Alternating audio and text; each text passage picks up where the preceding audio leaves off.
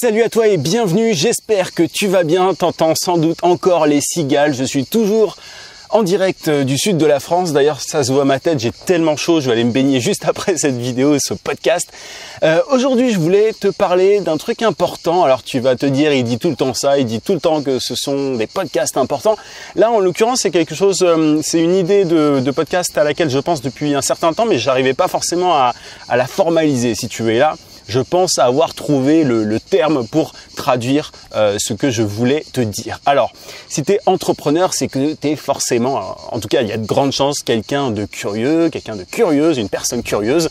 Tu es peut-être touche à tout, tu es peut-être community manager, rédacteur, graphiste, développeur, peut-être tout ça à la fois. J'ai déjà vu pas mal de personnes qui étaient à la fois community manager, rédacteur, graphiste. Ce sont des choses qui existent pour le coup. Et chez beaucoup d'entrepreneurs, il y a une espèce de dispersion. Alors dispersion, c'est un terme qui est peut-être un petit peu péjoratif, c'est pas ce que je veux dire par ça, c'est pas ce que je veux dire, mais c'est-à-dire que chez beaucoup d'entrepreneurs, on a tendance un petit peu à vouloir faire plein de choses à la fois, on se disperse si tu veux. Et il y a beaucoup de personnes avec qui je travaille notamment qui n'ont pas de niche, de spécialité, au-delà des freelances, tu vois, des cabinets de conseil, avec qui je travaille, qui sont bien avancés déjà et qui n'ont pas forcément de niche, de spécialité. Donc même au-delà du freelancing, c'est quelque chose qu'on retrouve, cette dispersion, cette volonté de toucher à plusieurs choses. C'est quelque chose qui est courant chez les entrepreneurs de manière générale. Tu le sais, si tu me suis, j'ai une espèce d'obsession pour la spécialisation, pour la niche, t'appelles ça comme tu veux. J'ai une espèce d'obsession par rapport à ça parce que c'est, à mon avis, comme ça qu'on arrive à aller beaucoup plus vite, qu'on arrive à devenir indépendant, qu'on arrive à trouver des clients, qu'on arrive à facturer plus cher, etc., etc. Je t'invite à regarder mes différentes vidéos et podcasts si tu ne les connais pas, si tu ne connais pas cette notion de niche, de spécialisation. Il y a certaines personnes, certains entrepreneurs qui aimeraient trouver une niche, mais ils savent pas quelle niche choisir. C'est encore une illustration du fait qu'on a du mal à, tu vois, à se focus sur un truc, à se fixer sur quelque chose. Il y a d'autres personnes qui ne veulent carrément pas avoir de niche parce qu'ils considèrent que ils veulent toucher à tout. Dans tous les cas, ils peuvent pas se concentrer sur un seul truc parce que ils disent qu'ils vont pas y arriver. Moi, j'ai plein de gens qui m'écrivent, qui me disent oui, tu parles de niche, de spécialisation, mais pour le coup, moi, ça m'intéresse pas parce que j'ai envie de toucher à plein de trucs en même temps. Souvent, ce sont des personnes qui débutent et du coup, bon, elles reviennent parfois vers moi plus tard pour me dire bon, je comprends maintenant ce que tu veux dire par là. Bref, il y a beaucoup d'indépendants et d'entrepreneurs qui sont, à mon avis, tu vois, et c'est ce qui expliquerait cette volonté de toucher à tout, cette curiosité, etc. Il y a beaucoup d'entrepreneurs qui sont ce qu'on appelle multipotentiels. Alors, sans rentrer dans les détails d'une définition, j'avais fait un podcast sur le sujet, il y a une vidéo YouTube, en l'occurrence c'était pas un podcast, mais il y a un an et demi peut-être, je sais pas exactement, mais ça fait un certain temps. Le multipotentiel, en gros, c'est quelqu'un qui s'ennuie vite et qui a besoin d'être stimulé constamment. Il aime apprendre et il est adaptable. C'est quelqu'un de flexible. T'as vu, il y a les cigales qui ont arrêté de gueuler. Je m'entends beaucoup mieux, c'est beaucoup plus agréable. Enfin, pas de m'écouter, mais de parler comme ça sans bruit. Bref, tout ça, tu vois, le fait d'être flexible, adaptable, curieux et tout, ce sont des qualités pour réussir dans l'entrepreneuriat. Pour le coup, voilà, je dis pas du tout l'inverse, que ça soit clair. Mais pour réussir en tant qu'indépendant, il faut le fait d'être curieux et flexible, en fait, et c'est là qu'il est le piège, en fait, il suffit pas. Il suffit pas juste d'être curieux, d'être touche à tout, d'être, tu vois, dans l'action constamment. Ça suffit pas en fait pour réussir en tant qu'entrepreneur, pour réussir en tant qu'indépendant. C'est pas juste les deux qualités à avoir, curieux et flexible, si tu veux. Il faut être capable, et ça on en parle beaucoup moins. La cigale a recommencé, je vais m'y faire. Il y a une qualité dont on parle beaucoup moins, c'est la capacité à se concentrer sur son projet pour le faire grandir. Tu vois que c'est presque antithétique, tu vois, c'est presque en contradiction avec ce que je viens de dire auparavant. Il faut être curieux, touche à tout, et en même temps, il faut être capable de se concentrer sur son projet pour le faire grandir. Et c'est sur ce point que les multipotentiels, je t'invite à regarder ma vidéo sur le sujet pour en savoir un peu plus sur ce point-là, si tu vois pas exactement ce que c'est, si je suis pas assez rentré dans les détails pour toi. Mais c'est sur ce point que les multipotentiels et les généralistes de manière générale, voilà, je me suis répété, mais tu vois l'idée, peuvent avoir un gros souci. C'est vraiment sur ce point que c'est problématique. Et il existe ce que certains appellent, alors aux États-Unis, ils appellent ça le shiny object syndrome. Alors je l'ai fait à moitié français, à moitié en anglais, mais si on traduit littéralement, c'est le syndrome de l'objet brillant. Moi, je traduirais ça différemment. Je traduirais ça par, et c'est pour ça que je suis content de faire ce podcast, parce que j'ai réussi, je pense, à trouver un terme qui illustre mieux le truc, parce que littéralement, le syndrome de l'objet brillant, ça veut pas dire grand-chose. Il y a du vent, j'espère que tu vas pas entendre. C'est le syndrome du nouveau jouet. Le syndrome du nouveau jouet. Les Américains appellent ça le Shiny Object Syndrome, justement pour faire le parallèle avec les enfants qui passent d'un jouet à un autre rapidement. Tu vois, quand tu as un bébé ou un gamin, alors moi j'en ai pas en l'occurrence, mais j'observe tout simplement. Tu vois, le gamin, le bébé, il a un jouet, il est content avec pendant 5 minutes, et dès qu'il en voit un autre, hop, il passe à cet autre jouet. Simplement, il perd son attention, l'attention qu'il avait sur le premier jouet, et il passe directement à un autre. Enfin, voilà, il switch assez rapidement, si tu veux. Et pour les entrepreneurs, ce nouveau jouet, en fait, parce que c'est un peu cette attitude-là que les entrepreneurs ont, que les indépendants ont, ce nouveau jouet, il peut être un nouvel objectif business. Ça peut être une nouvelle stratégie, ça peut être un nouveau domaine de spécialisation, ça peut être une nouvelle niche, ça peut être un nouvel outil. Bref, on jongle entre différentes choses. C'est un bordel, ces cigales, c'est un truc de ouf. J'espère que ça s'entend pas, mais c'est vraiment un boucan.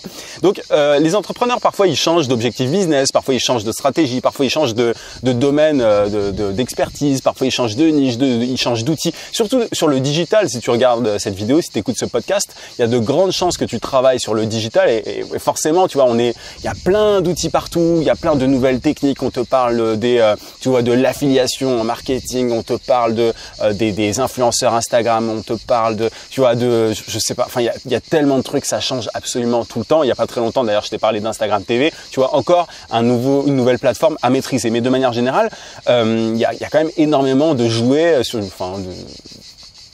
avec lesquels jouer, si je peux me permettre, sur le digital, et c'est ça qui rend la tâche encore plus compliquée. Et en passant d'un jouet à un autre rapidement, les entrepreneurs, en fait, ils courent un risque qui est assez important. C'est celui de ne pas finir leur projet, alors qu'il faudrait juste un petit peu plus de temps pour qu'ils y arrivent.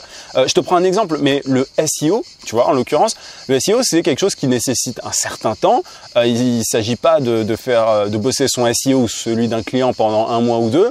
Il s'agit souvent de bosser sur le SEO pendant 6 mois, 1 an, et là, tu as des résultats. Mais si tu décides d'optimiser, par exemple, ton SEO pendant 1 mois, et ensuite tu te dis que c'est la publicité Facebook qui est la vraie solution et c'est le truc sur lequel tu dois te concentrer, bah là pour le coup tu t'auras perdu du temps pour rien. Enfin tu vois, 1 mois de SEO c'est inutile. Et pourtant on peut avoir cette tendance à se dire ouais mais en fait le SEO c'est pourri, je vais me concentrer plutôt sur cette technique là. Ah bah tiens, pour trouver des clients l'email ça marche pas, je vais aller me concentrer sur LinkedIn. Bref, en fait on passe d'un jouet à un autre constamment. Un autre exemple, tu vois, ça peut être au niveau de la niche que tu choisis. Tu peux choisir de te spécialiser dans les startups, de la fintech pendant 2 semaines, et ensuite tu te dis ah bah tiens en fait la foodtech c'est intéressant aussi, et tu vas choisir la foodtech. Ah tiens la medtech ils ont quand même pas mal d'argent, donc tu vas te spécialiser en medtech. Bref, tu vois un petit peu l'idée, c'est vraiment le fait de switcher constamment entre différentes choses. Perso, moi j'ai testé beaucoup de niches avant de trouver la mienne aussi, avant de la créer un petit peu entre guillemets, c'est normal, mais il faut trouver un juste milieu, il faut pas s'éparpiller comme ça constamment. En plus de ne pas finir un projet qui aurait nécessité un petit peu plus de temps pour être une réussite, tu vois, en plus de ce problème-là, tu peux aussi claquer beaucoup d'argent. Tu peux perdre beaucoup d'argent pour rien si tu as ce syndrome du nouveau jouet. Je te donne un exemple. Si tu passes d'un outil à un autre constamment, tu vois, sans aller au bout, sans le maîtriser parfaitement. Enfin, si tu achètes plein de petits outils d'automatisation et je ne sais quoi, à la fin, tu vas te retrouver avec des centaines et des centaines d'euros à payer sans avoir poussé le maximum sur chaque objet. Bref, tu vois, moi même, enfin, je suis totalement coupable à ce niveau-là. Moi, j'ai énormément d'outils sur le digital que j'utilise. Je sais que je pourrais quasiment, en enlevant certains, je pense, gagner 500 balles, tu vois, par mois. Tu vois, économiser 500 euros par mois en coupant certains objets que j'utilise pas à fond, que j'utilise pas, etc. Donc, il faut vraiment faire attention. Il y a vraiment des collectionneurs d'outils et j'en fais partie, donc je peux comprendre, il n'y a pas de problème. Mais voilà, en tout cas, le risque que tu cours, c'est que si tu n'as pas forcément les moyens de te permettre ça, c'est compliqué à terme. Mais avec le temps, j'ai compris que notre esprit d'adaptation, notre flexibilité, notre agilité, notre curiosité, c'était de gros atouts, mais c'était aussi nos pires ennemis. L'entrepreneuriat, c'est pas qu'un jeu, tu vois, d'action, de volontarisme et tout, c'est aussi quand même un jeu sur le long terme. Et ça, on le dit pas assez. Si seul le court terme t'intéresse, honnêtement, je vais te le dire, ça va être très très compliqué pour toi de durer et de réussir en tant qu'entrepreneur de manière générale. Il faut vraiment se faire violence par rapport à ça.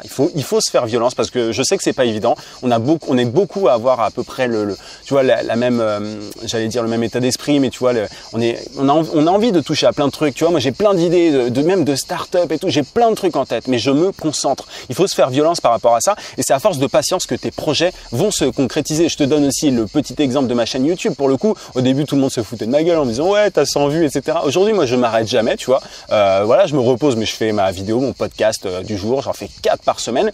Et au final, voilà, en octobre ou novembre, selon les statistiques, on sera à 10 000. Donc, tu vois, alors c'est pas qu'une question de chiffres. Moi, je cours pas après ça, mais voilà, la chaîne elle grossit, mon business aussi en ligne grossit du coup en l'occurrence.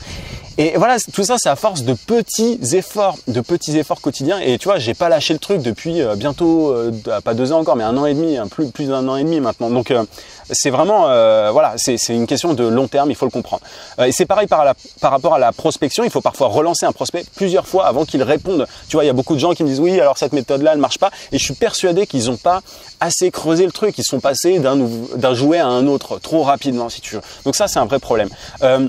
Aujourd'hui, on veut tout de suite. C'est un peu notre époque, peut-être notre génération. Tu vois, alors il y a certains qui me disent que la génération Y c'est des conneries, mais tu vois, pour certaines personnes, on est beaucoup à vouloir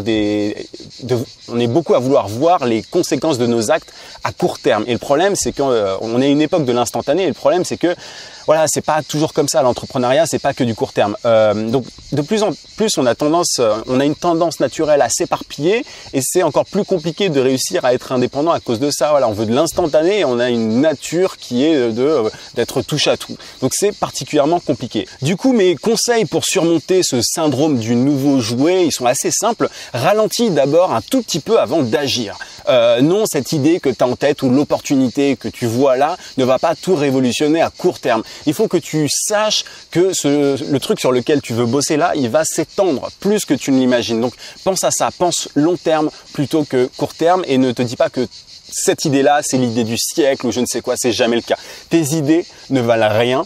Sache-le, les idées ne valent rien, tout est dans l'exécution, et l'exécution souvent longue. Tout le monde a des idées, et derrière, ce qui fait vraiment la différence, c'est la façon d'exécuter les choses, et surtout la patience que tu vas avoir pour atteindre des résultats. Et du coup, ça va un peu de pair, mais fixe-toi des objectifs à court terme, ok, mais aussi à long terme. Et enfin, n'abandonne pas trop vite, fixe-toi des échéances, atteins-les, et si tu es perdant, notamment au niveau financier, par exemple, là, tu peux abandonner, par exemple. Mais tu vois, n'abandonne pas avant d'avoir atteint ces échéances que tu t'es fixées en amont, surtout pas. Voilà un petit peu. Mais bref, pour résumer, fais gaffe aux opportunités, à tes idées révolutionnaires, et sois plus pragmatique. On manque vraiment de ça souvent quand on commence. Être entrepreneur, ok, c'est passer à l'action et vite, mais c'est aussi savoir abandonner. Salut le chat. C'est aussi savoir abandonner au bon moment. Et pas trop vite, tu vois. Il faut pas abandonner trop vite. Ça, c'est vraiment le gros souci. Voilà, on a trop en tête le fait qu'il faille passer, tu vois, à l'action, il faut agir et tout, just do it, machin. Le truc, c'est que en vrai, la différence, elle se fait au niveau de la patience et de la ténacité. Donc, sois conscient de ça, c'est bien plus important que le reste. Oui, il faut toucher à tout, il faut être curieux, il faut se former, voilà, bref, tout ça, tu le sais déjà, mais maintenant derrière, il faut être conscient que ce syndrome du nouveau jouet, il touche énormément d'entrepreneurs. Donc, à toi de te mettre des limites, de te fixer des objectifs aussi à long terme. J'espère que cette vidéo t'a plu. N'hésite pas à mettre un gros pouce et à t'abonner à la chaîne si ce n'est pas déjà fait. Je te rappelle que tu peux télécharger ma formation vidéo gratuite pour trouver des clients rapidement en freelance. Tu cliques sur le i si tu es sur YouTube, et sinon tu as le lien en description. Je te dis à demain 18 h comme d'habitude. En attendant, n'oublie pas, vis sans limite. À plus.